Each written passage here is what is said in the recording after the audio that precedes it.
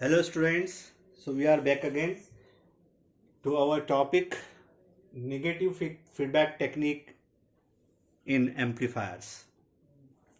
तो amplifier based जो circuits हैं उसमें नेगेटिव फीडबैक किस प्रकार एम्प्लॉय किया जाता है और किस तरह से वो इम्प्रोवाइज करता है हमारे एम्पलीफायर के परफॉर्मेंस को, ये हम देखेंगे। आज मैं जो आपको बताने जा रहा हूँ it's a part of a derivation. इस डेरिवेशन में आज हम इनपुट इम्पिडेंसेस के बारे में बात करेंगे। बाय नाउ अब तक आपको एक बात पता चल गई है बाय आवर फ्रीक्वेंट डिस्कशंस कि चार तरह के एम्पलीफायर्स होते हैं: voltage amplifier, current amplifier, transconductance amplifier, trans resistance amplifier. और इन चार प्रकार के एम्पलीफायर्स के लिए चार प्रकार की टोपोलॉजीज हमने इन्वेंट की है। पहली voltage series, current shunt, current series and lastly voltage shunt. हर एक प्रकार के एम्पलीफायर के लिए एक प्रकार की टोपोलॉजी उपयुक्त होती है, सूटेबल होती है। अगर आप उसको लगा दें तो आपको डिजायर्ड रिजल्ट्स हासिल होंगे, प्राप्त हो जाएंगे। इस टाइप के प्रॉब्लम्स का जो क्रक्स है वो ये है that you should be able to identify, you should be able to जज, diagnose the correct type of amplifier. वजह यह है कि जब भी आपके सामने कोई सर्किट आता है तो उस सर्किट पे कहीं कोई लेबल नहीं लगा होता कि ये किस प्रकार का एम्पलीफायर है, या ये लेबल नहीं लगा होता अगर इसमें फीडबैक है तो फीडबैक की टोपोलॉजी कौन सी है। So you need to know that कि कौन से टाइप का एम्पलीफायर और कौन से टाइप की टोपोलॉजी है। इसी को आधार बनाकर हम इसको हल करेंगे। सो हम यहां से अब आगे बढ़ रहे हैं। तो आज का जो टॉपिक है वो इनपुट इम्पीडेंस के बारे में, जिसको आप निवेशी प्रतिबाधा बोलते हैं। Input impedance has a very important role to play in all amplifiers. It's a kind of figure of merit, but आप ये नहीं कह सकते कि इनपुट इम्पीडेंस यूनिवर्सली लार्ज होना चाहिए। वजह यह है कि कुछ एम्पलीफायर्स में high input impedance is required and in certain other amplifiers low input impedance is a preference. Thumb rule ये है कि अगर आप इनपुट पे वोल्टेज को प्रोमिनेंस दे रहे हैं तो हाई इनपुट इम्पीडेंस बेटर होगा, और अगर इनपुट साइड पर सिग्नल करंट के रूप में पाया जाता है तो इनपुट इम्पीडेंस का कम होना हमारे लिए फायदेमंद सिद्ध होता है। सो दीज ऑल ये सारी चीज़ें हमको अब क्लियर हैं क्योंकि हमने इतनी चीज़ें पढ़ी हैं अलग अलग सर्किट बना के। अब फॉर द फर्स्ट टाइम मैं आपके सामने एक और सर्किट बनाने जा रहा हूँ और हम शुरुआत कर रहे हैं वोल्टेज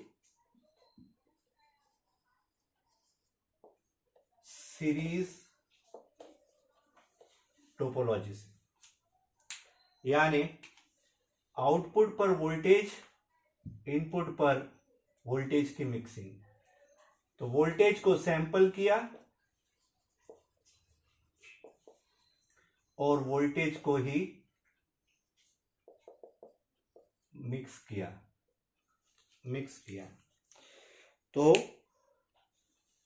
ये जो टोपोलॉजी है ये सूटेबल है वोल्टेज एम्पलीफायर के लिए। अगर वोल्टेज एम्पलीफायर के लिए है तो उसका जो सर्किट है वो थेवेनिन टाइप का होगा। मैं आपके सामने बना देता हूं, आप भी अपनी कॉपी और पेन प्रिपेयर रखिए, साथ साथ में पढ़ते जाइए। तो सर्किट जो मैंने बनाया है वो ये है।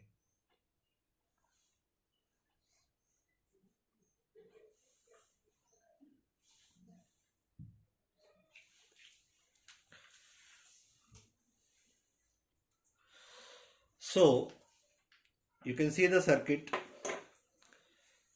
अब इस सर्किट की विशेषता क्या है? बाकी सब तो ठीक है जो आपने अभी तक पढ़ा है, थेवेनिन से, यहां भी थेवेनिन से, बस यहां से हमने आरएस को गायब कर दिया है। तो याद रखिए, RS has been absorbed here. RS को आरआई का पार्ट बना दिया है। अभी आप सुन लीजिए, जब हम न्यूमेरिकल्स करेंगे तो मैं आपको बताऊंगा, ये करना कोई बहुत मुश्किल काम नहीं है। तो हमने वीएस के साथ जो आरएस यहां दिखाते थे सीरीज में, उसको हम आरआई में अवशोषित कर दिया है, जज्ब करा दिया है, एब्जॉर्ब करा दिया है। And also one very interesting thing, यहां पर आपको वीएफ नजर आ रहा है। VF stands for feedback voltage. Feedback voltage जो कि सैंपल करने के बाद पीछे पलटकर हमने अप्लाई किया है, और इन दोनों को एक दूसरे के सीरीज में लगाया है। And point to be noted, look at the plus minus, plus to minus here, so minus to plus here, so they are in opposite phase to each other. दोनों को एक दूसरे से विपरीत क्रम में लगाया है, यानी ये दोनों एक दूसरे को सपोर्ट नहीं कर रहे बल्कि एक दूसरे को अपोज कर रहे हैं। So I I is the result of these two batteries, so to say R I हमारा इनपुट इंपिडेंस है, जो ओरिजिनल इनपुट इंपिडेंस है बेसिक एम्पलीफायर का। A small V V I, ये dependent voltage source, and this is R O, ये output impedance है। This is R L as usual. I O is the load current. सारे RMS values हमने यहां पर ली है। अब करना क्या है? The main target is to find out improvised input impedance. यानी अगर यहां से कोई व्यक्ति देखे, इस जगह से, if somebody peeps through here, अगर कोई यहां से देखने की कोशिश करे तो उसको आर आई नहीं दिखेगा, उसको आर आई एफ दिखेगा। एफ स्टैंड्स फॉर फीडबैक के पश्चात इसके इफेक्ट के कारण जो नया इनपुट इंपिडेंस दिखाई पड़ेगा, किसे दिखाई पड़ेगा? सोर्स को, क्योंकि ये सारी मेहनत हम सोर्स के लिए कर रहे हैं। तो आर आई एफ की वैल्यू हमको निकालना है कब? जब वी एफ को अप्लाई कर दिया। गौर से देखिए, यहां पर कहीं भी सैंपलिंग का प्रभाव नजर नहीं आ रहा है आपको कि हमने सैंपलिंग कहां से करी। तो आपको समझाने के लिए हमने बताया था कि जब कभी भी वोल्टेज को सैंपल करते हैं तो पैरेलल में करते हैं, यानी आउटपुट वोल्टेज को सैंपल करके वीएफ में कन्वर्ट करके यहां भेज दिया। And who is the converter? Convert किसने करा? Then you know that the feedback circuit is responsible for that. तो एक रीजन आपको हमेशा पता होना चाहिए, that VF might have come from VF equal to beta times VO. So this stands good. ये फॉर्मूला यहां पर कार्य करता है। Beta is the feedback factor. So VO sample किया, बीटा से उसको प्रोसेस किया और वीएफ के रूप में ले जाकर उसको इनपुट में मिक्स कर दिया। कुछ बातें मैं अभी बोल रहा हूं, आप सुन लीजिए, वो आगे जाके अपने आप प्रूव हो जाएगी कि इनपुट इंपिडेंस अगर हमें बढ़ाना है, जब जब इनपुट इंपिडेंस बढ़ाने की हम सोचेंगे, तब याद रखिए, मैं एक थंब रूल दे रहा हूं जो आप आगे सिद्ध करेंगे। जब जब इनपुट इंपिडेंस बढ़ाना होता है, जब जब आर आई की वैल्यू यानी आर आई एफ की वैल्यू राइज करवानी होती है आर आई के कंपैरिजन में, then series mixing is the choice. I repeat, जब जब आर आई एफ को उच्च स्तर पर ले जाना होता है, तब तब series mixing is the choice. इसी प्रकार कभी हमको आर आई एफ घटाने की भी जरूरत पड़ेगी। हम देखेंगे आगे जाके कि वहां पर shunt mixing is the suitable choice. अब ये कैसे हो रहा है, इसका मैथमेटिक्स है, इसका कुछ गणित है, वो आप देख लीजिए। So now let me tell you कि मुझे आर आई एफ निकालना है। So let me rub it out. ये सर्किट आप अपनी कॉपी में बना के रखिए। मैं आपके सामने कुछ प्रूफ करने जा रहा हूं। आधा सर्किट मिटाया है थोड़ी देर के लिए। आर आई एफ को मैं कैसे डिफाइन करूंगा? Are I F is ultimately applied voltage divided by supplied current. जितना वोल्टेज मैंने अप्लाई करा यहां पर, उसके कारण जो करंट प्रवाहित हुआ, उसका जो रेशो है वह मुझे बताता है कि ये RIF की वैल्यू होना चाहिए। अब कुछ नहीं बचा, अब सिंपल मैथमेटिक्स बचा है। तो RIF को मुझे निकालना है, तो II की वैल्यू में यहाँ पर किरचॉफ का वोल्टेज लॉ लगा के निकालूंगा। तो आप अपनी कॉपी में लिखिए, applying Kirchhoff's voltage law in input loop. निवेशी लूप में किरचॉफ का वोल्टेज लॉ लगाने के पश्चात क्या प्राप्त होगा? मैं डायरेक्ट लिखता हूं, आप भी लिखिए। Vs equal to II RI and of course plus VF। The loop completes. चाहो तो आप अलजेब्रिक सम के रूप में लिखो, वोल्टेज राइज को पॉजिटिव ले लो, वोल्टेज ड्रॉप को नेगेटिव ले लो, और इनको क्रिस क्रॉस करो, एक साइड पे ले जाओ, तो अल्टीमेटली आपको at the end of the day Vs equal to II RI plus VF मिलेगा। रीजन ये है कि यहाँ पर कोई और रेजिस्टेंस तो है नहीं, दो बैटरी एक दूसरे के अपोजिट में काम कर रहे हैं। So the problem is very simple, this is Kirchhoff's voltage law equation. अब VF की वैल्यू क्या है वो मैं आपको पहले ही बता चुका हूं।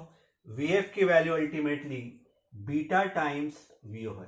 अब ये बीटा कहां से आता है ये अपन बाद में देखेंगे जब एक्चुअल प्रॉब्लम सॉल्व करेंगे, अभी हमको परवाह नहीं करना है। So let us substitute this value here. तो जैसे यहां पर ये वैल्यू सब्स्टिट्यूट करेंगे आपको यहां मिल जाएगा बीटा टाइम्स VO। तो आपको मिल गया Vs equal to II RI plus beta times VO। Now can somebody tell me कि VO कहां से आया? तो VO के लिए आपको आउटपुट लूप को फिर से देखना पड़ेगा। आउटपुट लूप में फिर से बना देता हूं, आप अपनी कॉपी में देख लीजिए। आउटपुट कुछ इस तरह से बना था लूप हमारा। आउटपुट लूप में मैं थोड़ा छोटा बना रहा हूं जगह कम होने की वजह से। आउटपुट लूप ऐसा था, you had plus to minus a small v Vi, then you had RO and last में आपके पास यहाँ पर RL था, और ये जो वोल्टेज था ये आपका VO था ग्राउंड के रिस्पेक्ट में। तो अगर हम VO की वैल्यू को निकालना चाहते हैं तो यहाँ पर वोल्टेज डिवाइडर थ्योरम लगा सकते हैं। अगर वोल्टेज डिवीजन थ्योरम लगाएंगे, क्योंकि दोनों रेजिस्टेंस एक दूसरे के सीरीज में है और हमको इंडिविजुअल वोल्टेज निकालना है, तो अगर इंडिविजुअल वोल्टेज निकालना है ये वाला, तो रेशो बनेगा VO equal to AV VI RL upon RO plus RL। I hope it is not difficult for you.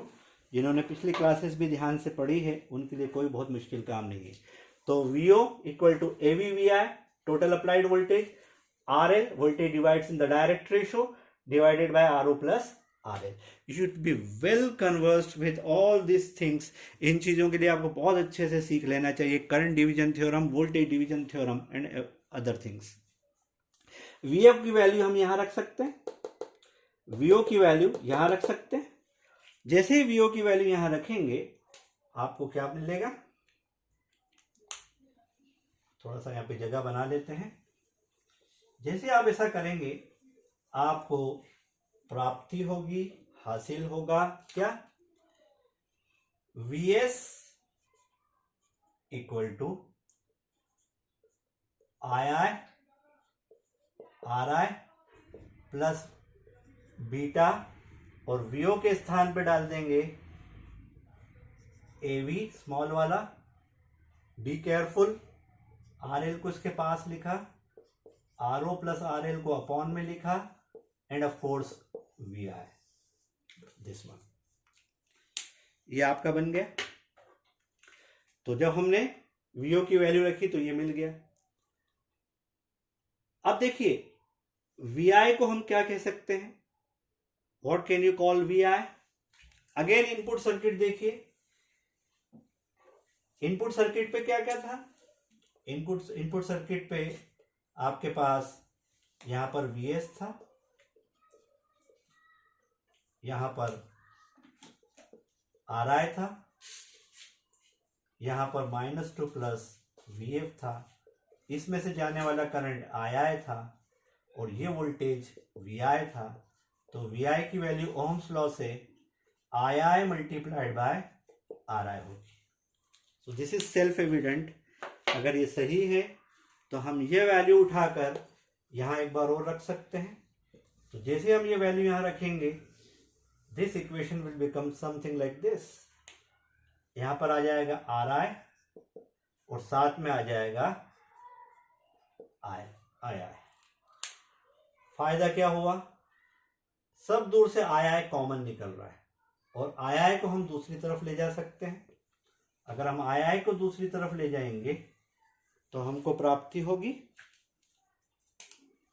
II को कॉमन निकाल के दूसरे साइड ले गए तो मिलेगा VS upon II equal to RI from here. यहां बचा कुछ क्या बचा? RI को भी कॉमन ले लिया सपोज मैंने, अंदर बचेगा 1 प्लस, यहां पे बचेगा 1 plus A small v beta upon RO plus RL and of course NRL here. अब मैं जो बोलूं उसको ध्यान से सुन लीजिए, आपके आने वाले न्यूमेरिकल इजी हो जाएंगे। ये मैं अपने पिछले लेक्चर में बता चुका हूं कि ये जो क्वांटिटी है, बीटा को अलग कर दूं, अगर मैं बीटा को उस साइड लिख दूं और RL को इधर लिख दूं, यानी अगर मान लीजिए बीटा यहाँ पे मैंने शिफ्ट कर दिया, इधर बीटा को इधर ले लिया और RL को इधर ले लिया मल्टीप्लिकेशन में, तो ये जो क्वांटिटी है ये बहुत फेमस है, मशहूर है, पॉपुलर है। इसी को हम कहते हैं, अगर आप इस पलटा के देखेंगे पिछले लेक्चर्स के, A capital V। So A small v का जो A कैपिटल V से रिलेशन स्थापित करता है, सेट करता है, स्टेब्लिश करता है, वो ये रिलेशन है। A small v RL upon RO plus RL is A capital V। So with all authority we can write, अब हम लिख सकते हैं VS अपॉन II। शायद आप भूल गए होंगे कि हमने ये कहां से शुरुआत करी थी। सो VS अपॉन II हमारा RIF था, VS अपॉन II, यहीं से तो शुरुआत करी थी हमने इस प्रॉब्लम की। Input impedance as seen by the source when feedback is applied. तो अब मैं लिख सकता हूं RIF is equal to RI original into bracket 1 plus A capital V beta. And I repeat, be cautious, अगर आपने कैपिटल और स्मॉल में गलतियां कर दी then you will land into disaster. सब आंसर आपके गलत गलत आने वाले हैं। तो A स्मॉल v अलग तरह से आता है प्रॉब्लम में, A कैपिटल V अलग आता है। Just for your reminder let me tell you, A small v A capital V की एक्सट्रीम वैल्यू है। और अगर आप इस फॉर्मूले को फिर से देखेंगे तो जब RL टेंड्स टू इंफिनिटी होता है तो A कैपिटल V की वैल्यू कन्वर्ट हो जाती है A स्मॉल v के अंदर अंदर, यानी A कैपिटल V की जो हाईएस्ट पॉसिबल वैल्यू है वो RL इक्वल टू इंफिनिटी पे होती है। देख लीजिए RIF की value I RI multiplied by D। अब आप बोलेंगे D कहां से आ गया? पिछला लेक्चर देखिए, उसमें हमने इसको डी सेंसिटिविटी फैक्टर कहा है। रीजन ये है कि 1 अपॉन कैपिटल D हमारी सेंसिटिविटी होती है। तो वोल्टेज सीरीज टोपोलॉजी में या किसी वोल्टेज एम्पलीफायर के लिए 1 plus A capital V beta उसका कैपिटल D होता है, इट्स ए D फैक्टर। तो ये D फैक्टर हमेशा आपके साथ रहेगा, इसको कभी मत छोड़िएगा। RIF equal to RI into bracket 1 plus AV beta. साफ दिख रहा है, this will be greater than 1। तो जब वो ग्रेटर देन 1 क्वांटिटी RI से मल्टीप्लाई होगी तो RIF must be greater than RI. So we have achieved our goal. हमने अपना पर्पस हासिल कर लिया। पर्पस क्या था? इनपुट इम्पीडेंस बढ़ाना। क्यों? क्योंकि वोल्टेज एम्पलीफायर है। अच्छा वोल्टेज एम्पलीफायर उसे माना जाता है जिसका इनपुट इम्पीडेंस ज्यादा हो। तो हमने प्रॉपर वोल्टेज सीरीज फीडबैक लगाकर even larger higher input impedance की प्राप्ति कर ली। Okay, now you can see a different diagram on the board. अब की बार मैंने करंट शंट टोपोलॉजी ली है और उसको आपके सामने रिप्रेजेंट किया है. मेरी स्ट्रेटेजी ये है कि मैंने एक वोल्टेज सीरीज आपको सॉल्व करके बता दिया, उस पर इनपुट इम्पिडेंस कैसे बढ़ता है वो आपके सामने सिद्ध किया है फॉर्मूले से. अब आपको करंट सीरीज का खुद करना है. आई रिपीट, करंट सीरीज आपको खुद करके देखना है और मुझे बताना है उसका फॉर्मूला क्या आएगा. ऑफ कोर्स वो भी मल्टीप्लाई होकर आएगा, बढ़कर आएगा. रीजन ये है कि वो सीरीज मिक्सिंग से रिलेटेड है, सैम्पलिंग उसको अफेक्ट नहीं करती. तो एक डिफरेंट एग्जांपल देने के लिए मैंने आपकी बार करंट शंट टोपोलॉजी उठाई है. ऑब्वियस बात है कि वोल्टेज शंट आप ट्राई करेंगे. करंट सीरीज मैं कर रहा हूं, वोल्टेज शंट आप करके देख लेंगे. जिस ग्राउंड पे मैं कर रहा हूं, जिस मेथड से मैं कर रहा हूं, जो रोड मैप है वो मैं आपको बता रहा हूं, आप उस रास्ते पे चलते जाइए, आपको भी आंसर मिल जाएगा. तो करंट शंट टोपोलॉजी कैसे पता ये करंट शंट टोपोलॉजी है? यहां से, यहां पे IS का इस्तेमाल किया है. IF उसके अपोजिट है. IF is the feedback current, यानी बीटा नेटवर्क के बाद जो निकलकर मिक्स किया है वो शंट मिक्सिंग करिए. देख सकते हो दोनों एक दूसरे के पैरेलल में, शंट में. सैम्पलिंग दिखाई नहीं पड़ता है बिकॉज हम आइडियल सिचुएशन देख रहे हैं. यहां पर ये किस टाइप का एम्पलीफायर है जिसमें ये टोपोलॉजी एम्प्लॉय की है? ऑब्वियसली करंट एम्पलीफायर यहां से दिख रहा है. ए स्मॉल आई यहाँ के करंट की वैल्यू है. गौर से देखो, ये ऊपर की तरफ है. जब मॉडल्स बना रहे थे तो हम इसको नीचे ले रहे थे और अब हम इसको ऊपर ले रहे हैं. आमतौर पे लोग ये गलतियां करते हैं डायरेक्शन की, आप मत कीजिएगा. आयो हमारा लोड करंट है, आई हमारा एक्चुअल करंट जो RI में से जा रहा है ओरिजिनल बेसिक एम्पलीफायर में से. तो अब हमको करना क्या है? Same thing. अगर हम सोर्स की निगाहों से देखते तो उसको दिखता RIF. उसको RI नहीं दिखता बिकॉज ऑफ द इंटरवेंशन, इसके कारण, इसके प्रेजेंस की वजह से. तो मेरा टारगेट RIF की वैल्यू निकालना है. सर्किट आपके सामने है, आप इससे अच्छे से परिचित हो जाइए. हम शुरू करते हैं. तो RIF डिफाइन कैसे होना चाहिए? अल्टीमेटली RIF को कैसे परिभाषित करेंगे? मैं जगह बना देता हूं यहां हटाकर. RIF कैसे होना चाहिए देख लेते हैं. RIF की जो ऑफिशियल डेफिनेशन है वो ये है. RIF is equal to, voltage यहां पर VI है, VS का कोई नामो निशान नहीं है. सो VI upon IS is the value of RIF. और RI क्या है वो भी देख लो क्योंकि आगे जरूरत पड़ेगी. RI from this circuit is VI upon II. तो न्यूमरेटर दोनों का सेम है, फर्क डिनोमिनेटर में है. यही कारण है कि RIF और RI की वैल्यू डिफरेंट है. RIF में हमको इंप्रूव्ड वैल्यू मिलती है और RI हमारी रॉ वैल्यू है, कच्ची वैल्यू है, ये पकी हुई वैल्यू है. चलिए, जैसे हमने पहले किया था करेंगे. आप सबको पता होना चाहिए, इतनी इलेक्ट्रिसिटी सबको आती है कि अब हम नॉर्टन्स थ्योरम को यूज कर रहे हैं.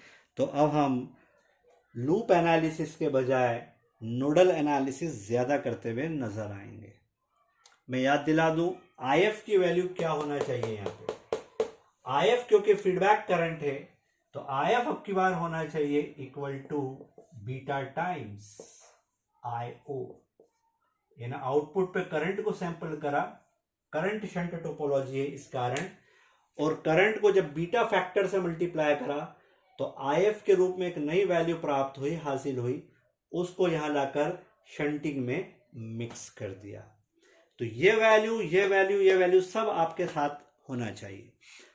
अब IS क्या है यहां पर? अगर हम यहां पर नोडल एनालिसिस करें तो IS की वैल्यू हो जाएगी equal to, IS shall be equal to II plus IF. वैसे ही करेंगे जैसे पहले करा था. IF की वैल्यू क्या रख सकते हैं? IF can be substituted as beta IO. तो ये हो जाएगा II plus beta times IO. ये हो गया भाई. ये किसकी वैल्यू है? ये IS की वैल्यू है. This is the value of IS. IO के बारे में क्या करना पड़ेगा यहां आके देख लेते हैं. IO जो होगा वो करंट डिवीजन थ्योरम पे ऑपरेट होगा। वजह ये है कि यहाँ पर टोटल करंट AI आया, यहां से गया, उसका एक हिस्सा इसमें से फ्लो हुआ, एक हिस्सा इसमें से फ्लो हुआ। जो हिस्सा इसमें से फ्लो हुआ वो रिवर्स रेशो में आएगा, यानी आयो की वैल्यू होगी total current entered and reverse ratio RO upon RO plus RL। इस वैल्यू को यहां धर देंगे। जैसे ये वैल्यू यहां रखेंगे क्या मिलेगा? आपको मिलेगा IS इक्वल टू आई रहने दीजिए प्लस बीटा रहने दीजिए और आयो के स्थान पर रख दीजिए AI, RO को पास पास लिख दिया, RO plus RL dot II। है ना इंटरेस्टिंग? अब आया यहां से कॉमन निकाल लेंगे जैसे वहां करा था। आया कॉमन निकाल लेंगे तो फिर हमको एक इंटरेस्टिंग टर्म मिलेगी, बीटा के साथ a small i RO upon RO plus RL। Let me remind you, पिछले लेक्चर में हमने आपको बताया था this is nothing but a capital I। इसी को हमने a कैपिटल I डिराइव किया था और इसके बारे में कहा था अगर इस फॉर्मूले में RL को 0 रख दें, शॉर्ट सर्किट कर दें आउटपुट सर्किट को, तो a स्मॉल i की पूरी a कैपिटल I में कन्वर्ट, a कैपिटल I की वैल्यू a स्मॉल i में कन्वर्ट हो जाएगी, यानी a स्मॉल i इसकी लार्जेस्ट पॉसिबल वैल्यू है। तो करंट एम्पलीफायर बेस्ट ऑपरेट करता है शॉर्ट सर्किट कंडीशन में और वोल्टेज एम्पलीफायर बेस्ट ऑपरेट करता है ओपन सर्किट कंडीशन में। तो अगर ये बात समझ में आती है तो मैं लिख सकता हूं यहां से IS इक्वल टू हो गया, I am writing IS equal to हो गया II common bracket 1 plus a capital I beta. Any issues till now? II common 1 plus a capital I beta. IS की ये वैल्यू उठाकर आप यहां रख दीजिए। जैसे IS की वैल्यू उठाकर आप यहां रख देंगे, अब देखिए आपको क्या मिलेगा। क्या मिलेगा आपको? सब लोग करेंगे। जैसे ही हमने IS की वैल्यू उठाकर यहां रखी, RIF का मान हो गया VI अपॉन की लाइन लंबी खींच देते हैं, ये II आ गया यहां पर, लिख दीजिए और bracket 1 plus a capital I beta. में फिर कह रहा हूं कैपिटल और स्मॉल में फर्क करना सीखिए, वरना एग्जाम में बहुत दिक्कत आने वाली है। So what is VI upon II? Originally it is RI। So let us substitute the value here. So RIF अंत में मिल जाता है RI upon 1 plus a capital I beta और इसको हम कैपिटल D बोल सकते हैं। So this can be written as divided by capital D. So capital D has to be greater than 1. Therefore RIF has to be less than original input impedance. पता चल गया कि शंट मिक्सिंग जब होती है, जिस जगह होती है वो इनपुट इम्पीडेंस को गिराती है और सीरीज मिक्सिंग जहां होती है वो इनपुट इम्पीडेंस को बढ़ाती है। तो एक सिंपल हमको एक मेथडोलॉजी मिल गई, इनपुट इम्पीडेंस बढ़ाना हो सीरीज मिक्सिंग कराइए, इनपुट इम्पीडेंस गिराना हो शंट मिक्सिंग कराइए। सैम्पलिंग इसमें अफेक्ट नहीं करती, यानी वोल्टेज सीरीज और करंट सीरीज में ऑलमोस्ट एक जैसा फॉर्मूला आएगा और वोल्टेज शंट और करंट शंट में एक जैसा फॉर्मूला आएगा। तो दो पार्ट्स मैंने सॉल्व किए हैं, दो पार्ट्स आप सॉल्व करेंगे। मैंने वोल्टेज सीरीज के लिए डिराइव किया है, आप करंट सीरीज के लिए करेंगे। मैंने करंट शंट के लिए डिराइव किया है, आप वोल्टेज शंट के लिए करेंगे। बस फर्क इतना है कि जहां पर मेरी वर्किंग सब्सटेंस मैंने AV और AI ली है, आपको RM और GM के द्वारा करना पड़ेगा। वहां पर भी स्मॉल m और कैपिटल M का विशेष ख्याल रखिएगा, आपको जरूर इसका आंसर हासिल होगा। So with this we stop here. और आपको ये मैं असाइनमेंट दे रहा हूँ कि आप ये करके रखेंगे अगले लेक्चर के पहले।